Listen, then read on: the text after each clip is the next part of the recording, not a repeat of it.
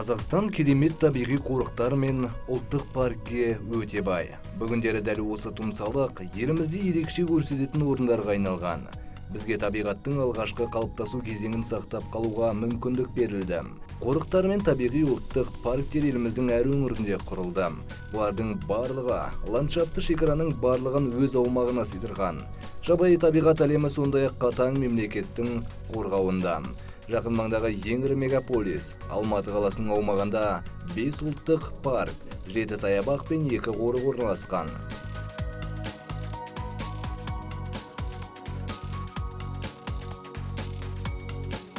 Іле-Алатау мемлекеттік ұлттық табиғи паркі Тянь-Шань тауының бір жотасы саналған Алатау тауының солтүстік бөктерінде орын тепкен. Парк көлемінің үлкендігі соншалық, шығысында Түрген аңғарынан басталып, батысында Шамалған өзенімен аяқталады. Парктың солтүстік шекарасында қылқан жапырақты ормандар өссе, оңтүстігінде Іле-Алатау тауының шыңдары шектеп жатыр. Іле-Алатау мемлекеттік ұлттық табиғи паркіне қош келдіңіздер. Дәл осы жерден парктың шекарасы басталады. Біз сіздерге өзіміздің тұмса табиғатымыздың жабайы жануарлары мен жасыл желегін көрсететін боламыз.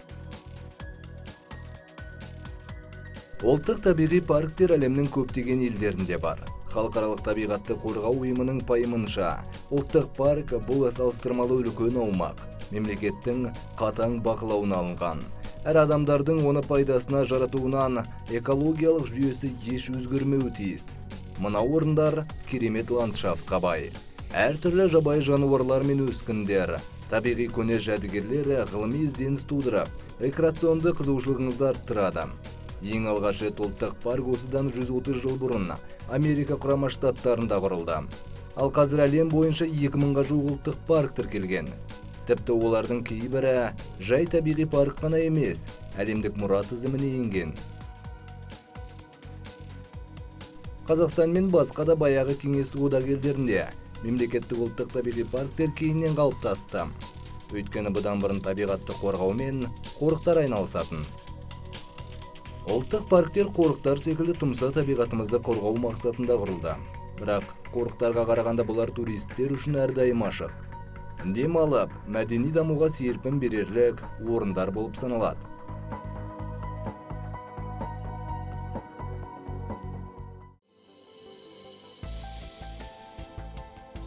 Іле-Алатау ұлттық паркі 1996 жылы ашылды. Оның аумағы 200 000 гектарды құрайды. Парктың басты байлығы оның адам қолы әлі тие қоймаған тұмса табиғаты. Мыңдаған жылдар бойы көшіп қонған көшпенділер бұл орынның экологиялық жүйесіне тиіспеген. Бірақ соңғы 80 жылда табиғи аумақ күрт өзгеріп барады. Бірнеше аңғарлары мен қалаға созылған жоталарының айналаның ластануы мен қарқынды дамуымыздың әсерінен бұзылуда. Осы бір түйткілді жайт парктың экологиялық жүйесіне қауіп төндірген басты мәселесі.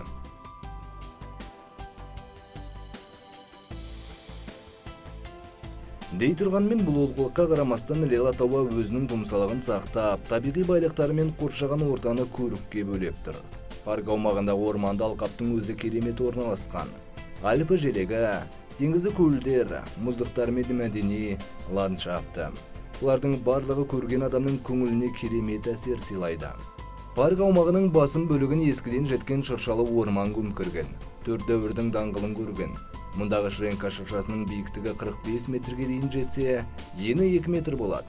Тіпті еңісті қиын жерлерде өсілатындықтан бұл шырша ерекше бағаланады. Бұл ағаштар 250-300 жылға дейін жасайды. Алтаудың жоғарғы бөлігіндегілері 600 жылға дейін өмір сүреді екен. Қылқанды орман белдеуінен төменгі тұста аралас ағаштар орманы орын тепкен. Көріністі тіпті көз тартарлық. Мұнда қарапайым абрикос, мушкетов ақтыкені, Семенов үйеңкісі, Янчев қарақаты, Кавказдық қарқас және север салмаларын көре аласыз. Соңғы зерттеулерге сүйенсек, дәл осы алма сортын әлемдегі барша алманың анасы санайды екен. Парк аумағында өскіндердің 1000-нан аса түрі тіркеліпті.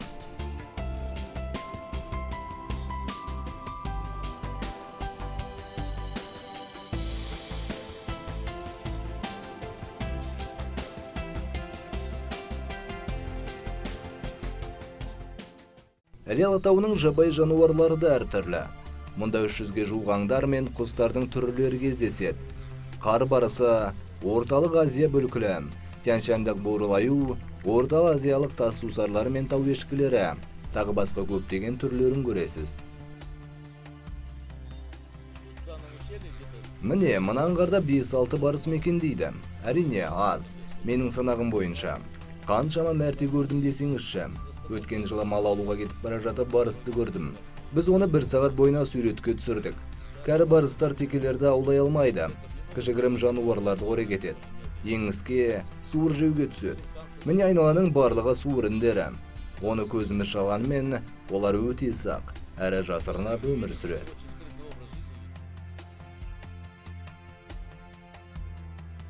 Жабай жануарларды көргіңіз келсе, мұздықтарға шығудың, ит мұрыны өтпес орманның арасымен өтудің қажеті шамалы. Тауға шығып еңістеріне асықпай көз салсаңыз болғаны. Жыл сайын табиғи парк қызметкерлері санақ жүргізіп, қоршаған ортаны қорғауды қатаң бақылауын алып отырады. Жаз басталысымен күзет тіпті күшейеді. Өйткені дәл осы мезгілде олар төлдей бастайды.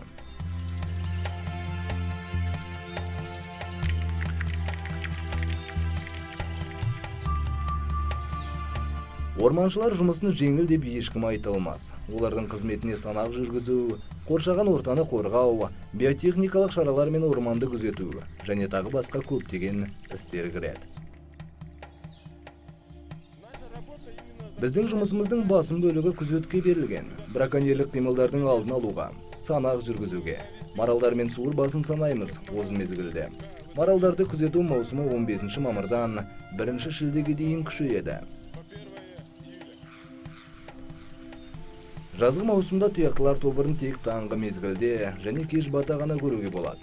Олар таңғы сағат 7-8 аралығында және кешкі 8-ден кейін белсенді жайылымға шығады. Негізден ашық желекке аталықтары мен сүйегі қатайған лақтары жайылса, әлі жүгіре алмайтын, әлсіз, жаңа туылған лақтардың аналықтары қалың ну арасында жасырынып ұстайды. Маралдар бұғылар түріне жатады. Бұғы жануарлары көптеген түрді біріктіреді. Олардың айырмашылығы тек дене тұрпаттарында, салмағы мен түстерінде болады. Асыл тұқымды бұғылар мүйізі өте ірі болады. 5 өскінге бөлініп үлкен тәжге ұқсайды. Асыл тұқымды бұғылардың жалпы 15 түрі бар.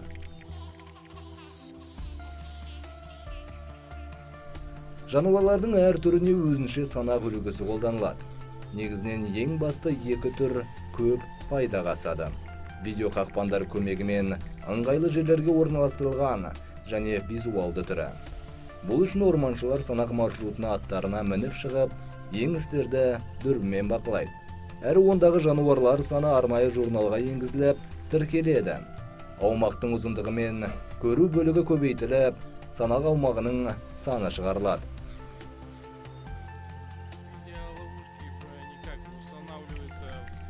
Видео қақпандар арнайы орындарға орналастырылады. Жабай жануарлар жиі тұрақтайтын орындарға. Мысалға тұз шашса, көп жануар жиналады. Тұяқтылардан бөлек қасқырлар да келеді. Аюларды да көруге болады. Кейін түсірілген бейнекадрлерді ашып қайсаң, қай уақытта келгендігін қарап, тіркей бастаймыз. Санақ осылайша жүргізіледі. Сосын атқа отырып, аумақты түгелдей аралап шығамыз. Көбіне таң ата аралаймыз. Көзге түскендердің бірден тіркеп, қанша суыр, қанша елік пен қанша марал барлығын жазып отырамыз. Артынша салыстырулар жүргізіледі. Мына аңғардан бір өзім 50 басын көргем, бір орыннан, маралдар тобырын. Онда аталықтар да, аналықтар да, жас өсіп келе жатқандар да болды. Жалпы алғанда мұндағыдан да өте көп. Іле-Алатау ұлттық паркінде Сібір еліктерінің көп көлемі сақталынған. Алматы облысында еліктер Іле-Балқаш маңына жиі шоғырланыпты. Іле-Алатау және Жоңғар-Алатау тауларының бөктерлерінде тіптен көп. Бұлар салмағы 20 келіден 50 келіге дейін жететін кішігірім тұяқтылар. Мүйіздерінің салмағы 600 граммға дейін жетеді. Еліктер аңшылардың басты нысаны. Спорттың аңшылықта жиі ауланады. Мына аумақта барлық жануарлар шоғырланған.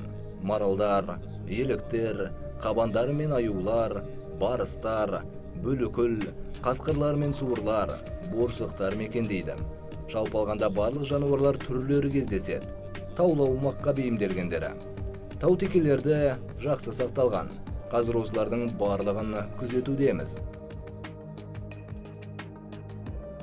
Іле-Алатау ұлттық паркі тек қана сан түрлі флора мен фаунасымен ерекшеленбейді. Сондай-ақ мұнда ерекше сақталған табиғи керемет ескерткіштер қатарында көре аласыз. Парктың тағы бір айта кетерлік бөлігі ашық көрінетін вертикалды аумағы. Саяхатыңыздың бірнеше сағатында далалы белдеуден Альпі желегіне және мұздықтарға дейін жетуге болады. Парктың оңтүстік бітер тұсында мұз қатқан жерді байқайсыз. Теңіз деңгейінен 3500 метрлік биіктікте қалың мұз құрсауы жатыр. Сол жақ талғар аңғарында Іле-Алатау тауының ең ірі Дмитриев мұздығы жатыр. Керемет ландшафты тундра іспетті. Проходной асуында ғана ашылатын. Мұнда 1-2 метрлік тереңдікте миыңа жетердей суық сыз бар. Шентүрген өзенінің оң жақ жағалауында жерден бірнеше метр биіктікте орналасқан ескіден қалған шырша түбі бар. Аралдарға бөлінген. Сол маңның мұзы тіпті көз тартарлық.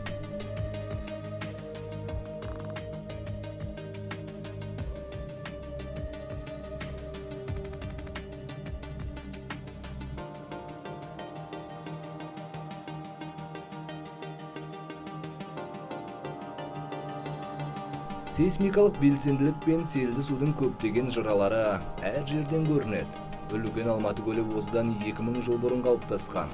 Ақсай аңғары мен Ақжар ойпаттары 1887 жылдары пайда болған қатты жер сілкінісінің болғандығын аңғартады.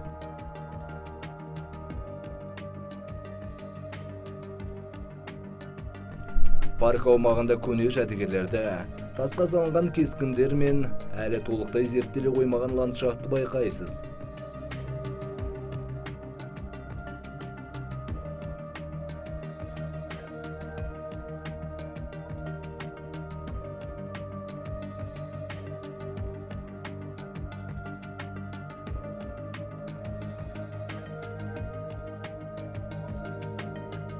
Ғалымдардың пікірінше шыңдар атаулары, өзен, көлдер, аңғарлар таулары сонау бағзы дәуір халықтармен қойылған.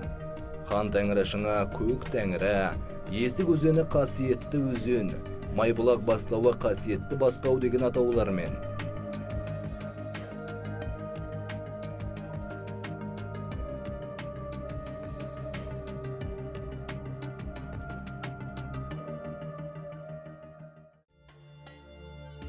Парктың тұмса табиғаты мен мәдени ландшафты барша адамзат үшін баға жетпес байлық. Ұлттық парк тек Іле-Алатаудың әсем көрінісін сақтап қалу үшін ғана құрылған жоқ. Таулар 2 миллионнан аса халық тұратын үлкен аумақтың жасыл жүрегі саналады. Іле-Алатау Алматы облысының оңтүстік бөлігін сулы ресурстармен қамтамасыз етіп, таза ауыз сумен жабдықтайды. Әрине еліміздің құмды, шөлейтті аумақтарындағы елді мекендер мен барша әлем елдеріндегі суы тапшы жерлермен салыстырғанда, бұл осы өлкеде шоғырланған жұрт үшін табиғаттың таптырмас байлығы. Тау самалы еңіске қарай соғатын Алматы қаласындағы қозғалысқа негізгі күш қосушы.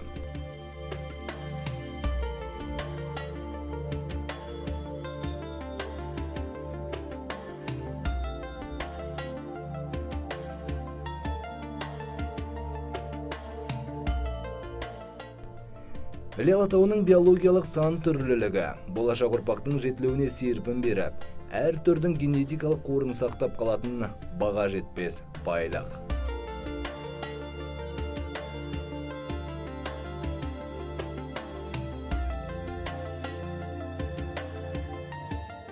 Осындайда парк өзінің тұмса табиғаты мен әсем көрінісін болашақ ұрпаққа сақтап қала ала ма? Әлде адамзаттың тағы бір өкінішпен еске алатын жәдігеріне айналама деген сауал туындары сөзсіз. Әрине, бұл сауалға жауапты әр қайсымыздың әрекеті әсер ететінін ұмытпайық.